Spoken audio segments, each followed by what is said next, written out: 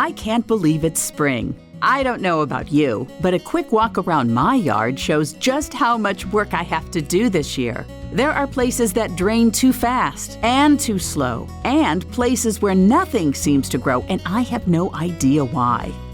I'm Lori Johns. As a master gardener, I'm embarrassed to admit it, but I need to test my soil. I know I've got clay, but I don't know my soil's pH or other nutrient levels. Do you? This is certainly not a problem shared by today's responsible pig farmers. They know everything about their soil and how rainfall drains across their land because that knowledge helps them grow food for their pigs and everyone else. Soil knowledge is just one part of being a good steward of the land. The economic and environmental sustainability of Iowa pig farming matters to all of us, even those who don't farm. No wonder so many Iowa pig farmers are lining up to participate in a new type of conservation assessment program to get that information. It's called the Pork Cares Farm Impact Report, and it's the subject of our 20th episode of ChopTalk. Let's begin with a chat with Ashley McDonald, the National Pork Board's Assistant Vice President of Sustainability. Hi, Ashley. It's nice to meet you. Nice to meet you too, Lori. Thanks for having me. Well, I know there are a lot of pig farmers certainly in Iowa, and 60,000 of them at least across the country. And one of the goals, regardless of size, that they share is being sustainable, being good for the land, good for their community. And that's the story that we like to tell people, like to share with them. And consumers today here in Iowa have a lot of questions about that. And that's where you come in. We want to know more about the progress that is happening across the nation as well as here in Iowa. And I've heard a little bit about the Pork Cares Farm Impact Report. Why don't you tell us all about it and what does it show? Yeah, well, I'd say first, it's an exciting time in agriculture.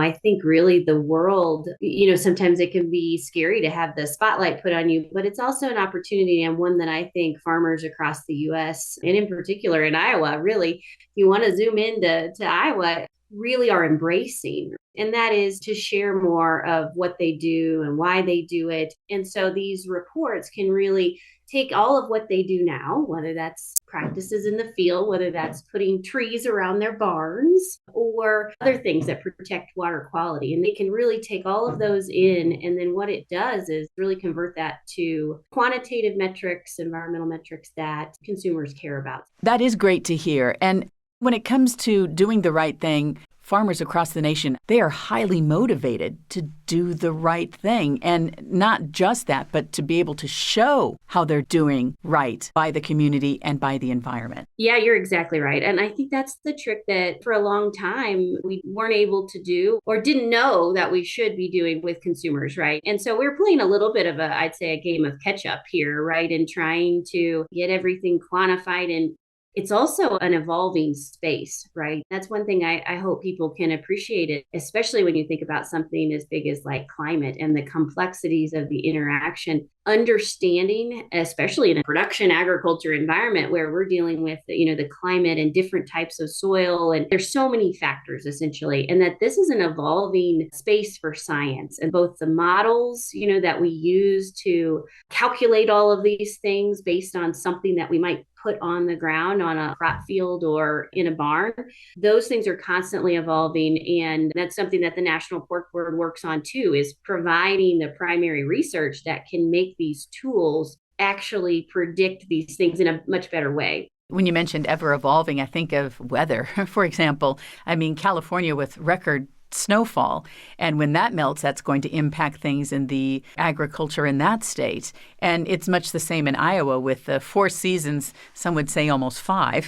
How many winters do we get? But that changes things too. So what might work one year might not work the other. Does the report take any of that into, the numbers, the things that are being generated, does it take that into account or how does that work? Yeah, the reports really hold a lot of information in a pretty succinct thing. We talked about carbon sequestration and net GHGs and erosion rates and the importance of a lot of these things. But you're right, one weather event can turn what was a positive trend into what is not necessarily, and make it negative. And so they do, in the sense of, if we think about, our producers do these reports every year, right? So it's kind of based on a year. And so it's a snapshot of that year. So it will definitely, you might be able to see that or have that in the narrative to know that this was a rough year because of drought or flood or something else. But really what I think we can see, and we deal with this a lot, is a positive trend over time, right? Well, exactly. And, you got to start from somewhere in order to grow. So, here in Iowa, where we start, how does that grow? How does that work? Is it a lot of paperwork? And does someone help them with that? And there's no cost involved, right? Yeah, that's exactly right. Their port checkoff dollars have been invested in this tool to allow them to take part in the reports and be able to then take the steps that they want to take that's right for their operation and make improvements. But you're right. That's the starting point, right? That's the baseline report, especially the initial one they do. And of course, we talked about, doing it every single year so you can see progress over time. But really, you need to see that baseline report. You have to kind of measure where you are today to know what difference you can make with a practice tomorrow. And that is working with that individual farmer to see and use science tools again to see, well, if I would implement cover crops on this field and this field, or if I would switch to LED lights in my barn, these are the improvements I would see across different factors. And that's an important tool, right? To analyze what kind of financial resources do we have available this year? And that can help determine the practice. And then what other opportunities are cost share programs from the government, or what, this one will make the biggest bang for the buck, right? The sustainability buck, as I say. Those are all things that a producer then can analyze themselves and determine what steps they can take. And then I mentioned it, but now we can help them implement that practice and take that baseline then to the next level, right? And help show that trend over time in positive improvement. And I can see how this information can help the farmer save some money, stay farming, keep farming, because it has to be economically sustainable as well to be environmentally sustainable. And so it's a win-win for everybody. How do you picture that this information and this type of encouragement in this program can help the community, the folks who don't farm? How do you picture that can help them? Well, I think everything that improves, especially if you just think about the planetary benefits, that obviously has a correlating benefit to the community at large, right? And if we think about manure utilization and being able to hold on to that nitrogen as much as possible to get it to the crops that need it, that comes with corresponding benefits of less odor, going out into the community. So there's things like that. But then you think about a thriving farm is a positive contributor in a number of ways. So they might be on the school board, of course, and part of other community efforts like that, and most likely providing donations to local food banks and generally being a mentor for the community. And I think that's something that all of U.S. agriculture, and I think even my small hometown, which is just south of you in Missouri, have a lot of that leadership, and there's a lot of concern about our rural communities and keeping them vibrant and attractive to people moving in, and how can we get and maintain to keep our young folks in our communities. And I think a thriving agricultural industry at large is a huge important factor of that. That's why the term sustainability really came about, right? You have to have all these pieces balancing and trying to move forward in all of them for the whole system to really kind of work and be positive for people, pigs, and the planet, as we say. The people who work with pigs in Iowa are just starting to hear about the program. Ben Nuelle is the Director of Public Policy and Environmental Programs for Iowa pork producers. He's the guy Iowa pig farmers call to sign up and start tracking. He's taking a lot of calls about it, and he knows why they're so interested. Iowa pig farmers like to know their carbon footprint.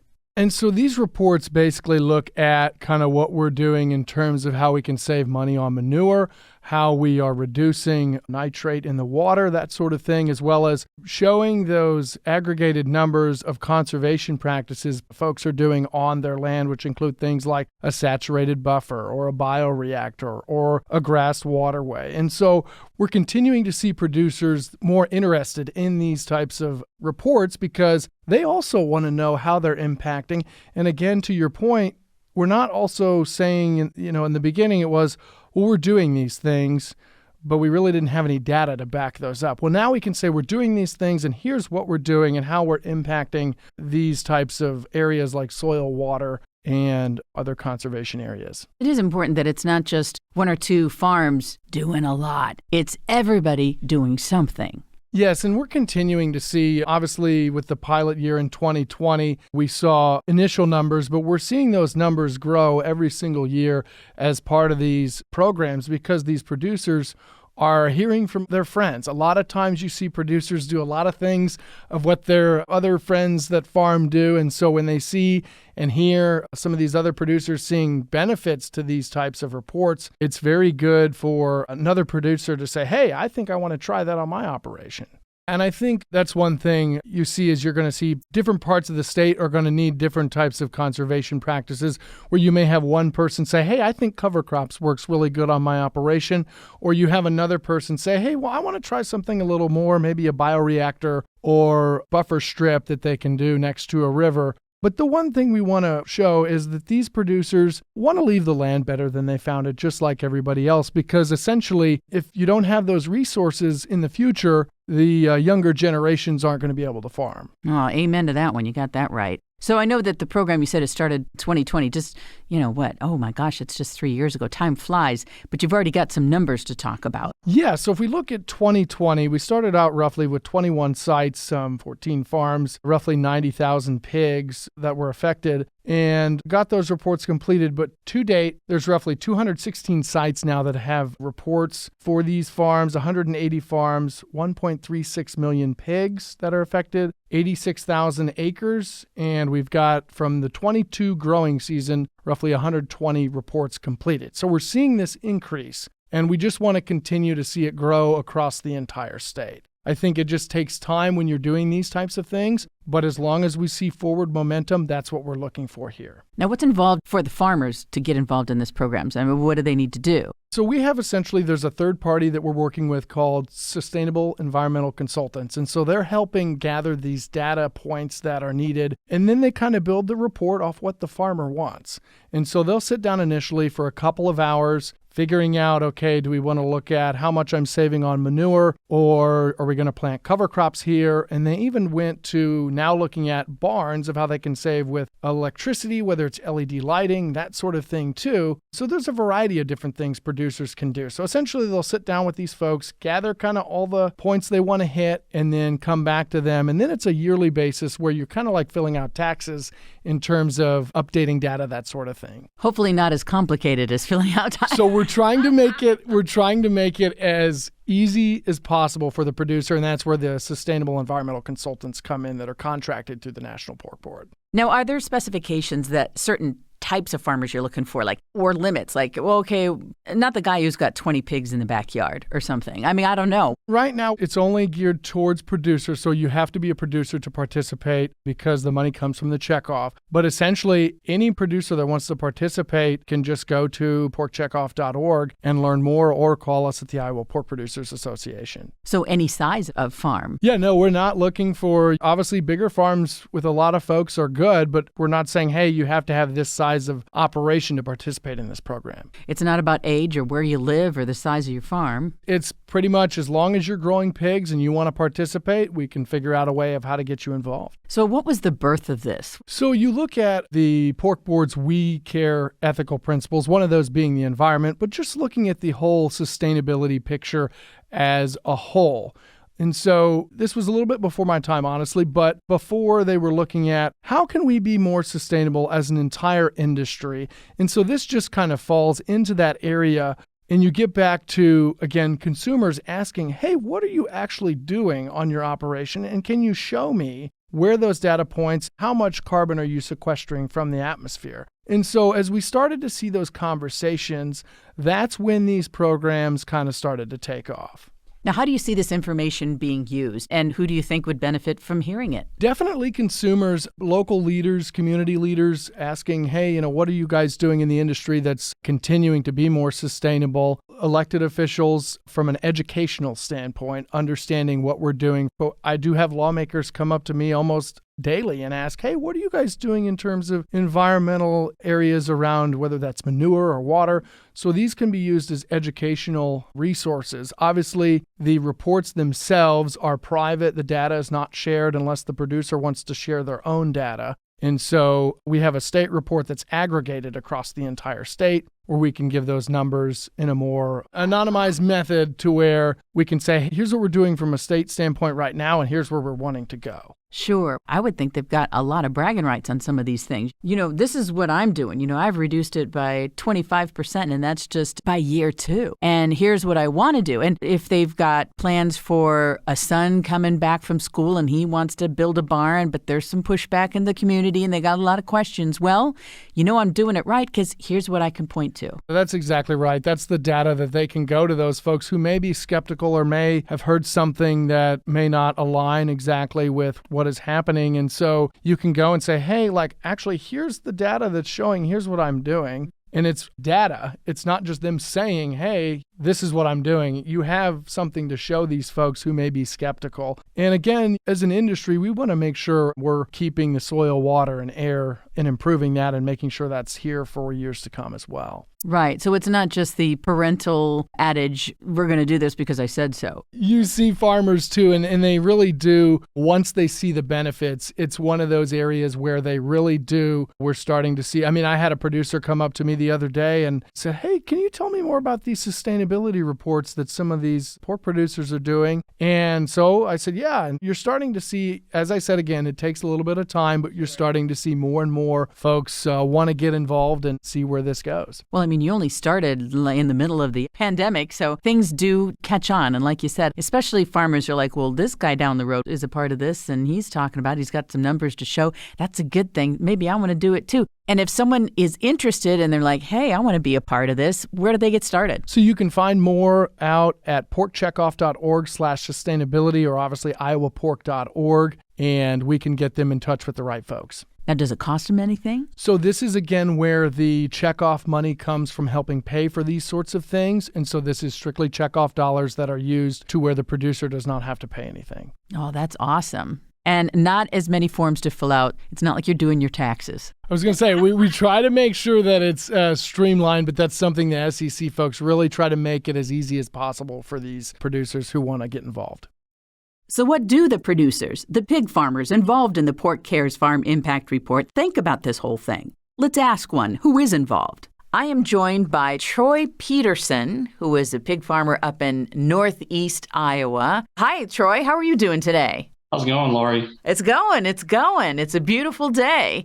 It's the start of spring, and it makes people think about, being outside and all of that. And that's why we're talking about the environment. Things are greening up, things are growing, and people turn to nature. And pig farming is the same as so many other endeavors. It celebrates the great outdoors. It is something that is sustainable. It's that cycle of sustainability. It's part of keeping it green. So it seems real appropriate that we're talking about environmental sustainability here in springtime. And I know that you are part of the program on your farm dealing with sustainability. Why don't you tell me a little bit about that, what that program is and why you got into it? Tell me about your farm. So in 2020, the pilot of the National Pork Board Sustainability was thought to get real data, real information on real farms. So I got approached and I says, absolutely, I will try this and I will get some information and see where we go on our real farm. The main things that they were tracking was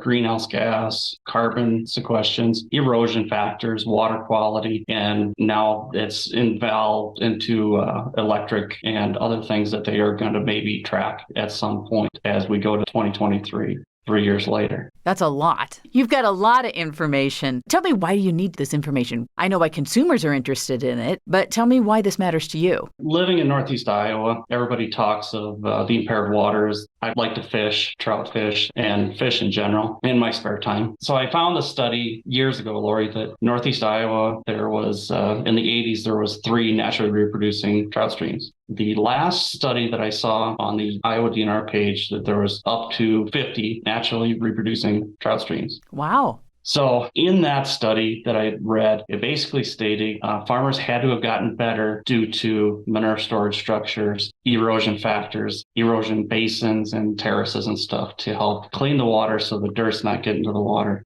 Other concepts to do sustainability are National Pork Board's study to see how the erosion factor is on the real farm, where the tons of soil, so it's not getting away from the farm. So the fertility is practiced right. So the soil samples are done correctly. Big picture type of deal that as the farmer goes. Well, and I know your neck of the woods, which is part of why it is so beautiful, the rolling hills. And it seems like almost at the bottom or around every little corner is one of those beautiful streams and lots of trees. And it's just a real paradise. And so I'm sure it is, compared to how the old school of agriculture or what it used to be, in the 80s, it sounds charming seeing the animals on the land, but they kind of rough it up a bit. And that all goes downhill, doesn't it? Well, it does. There was a study I found long time ago that talked about in the 1880s and 1850s and 1900s that talked about how do you build a barn? Well, a lot of those barns were concepts were building on the side of a hill. So it would get away. Well, we don't want to get it away. We want to hang on to the fertilizer that's in those barns. We want to maximize the nutrients as farmers apply it. So they're not spending expensive fertilizer and being able to capitalize the nutrients on that farm. Well, and I came across something on this. Now, this is looking nationally, where it said that in this country, we have 60,000 pig farmers, which sounds like a lot because it's such a small percentage, really, of the overall of folks raise the food for all of us, after all. And Iowa does lead the nation in pig farms. But of that national snapshot, just in the last 6 decades, it said that pig farming has improved environmentally by using 75% less land, 25% less water, 7% less energy, and 8% carbon emissions. That's national snapshot. So I know since you've been a part of this program, and it's just been in the last couple of years here, do you track those numbers for your particular neck of the woods, your farm? Yeah, so I guess in the first 2020, they did the first snapshot on the barn, how we did, what we did. And it talked about, that I saw was kind of interesting, fertilizer was dirt cheap in 2020. So if commercial fertilizer was zero or really cheap, farmer could buy commercial fertilizer versus manure from the barn or fertility, let's call it, I could save $9 an acre. Okay, it's not very much.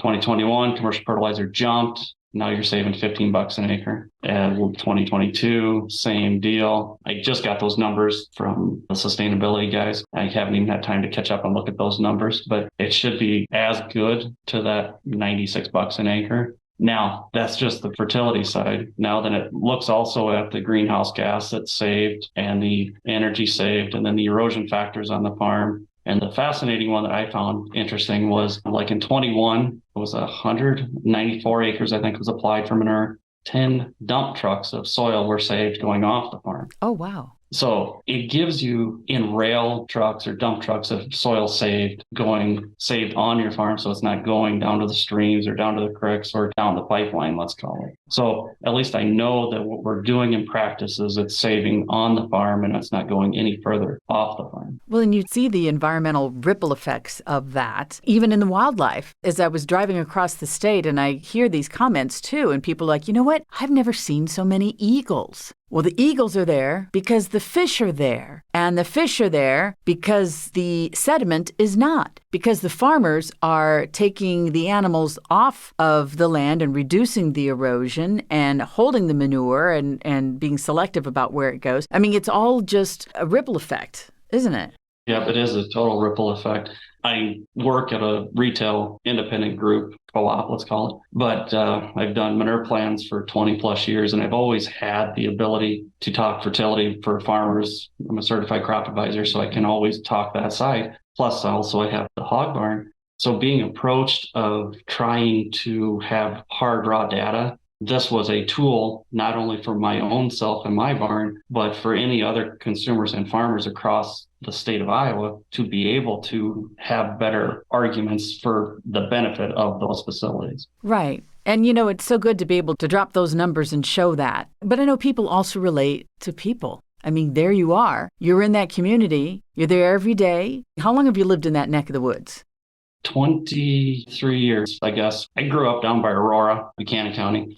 moved up here in 2000 and haven't ever left. Well, now we know the numbers and reducing the fertilizer, certainly the cost. There's a cost benefit for farmers, and that can also speak to the why, and it makes sense. But what are the other reasons that you do this? Why you go to this great length? Well, the why, I look at it as the dollars and cents in the deal. Once one reason, but as I look at all of the things that are in the manure plan are hard information that is brought into the real world, into the sustainability report. So it's already there that I see every day. So why not start telling the story that we have? Sure.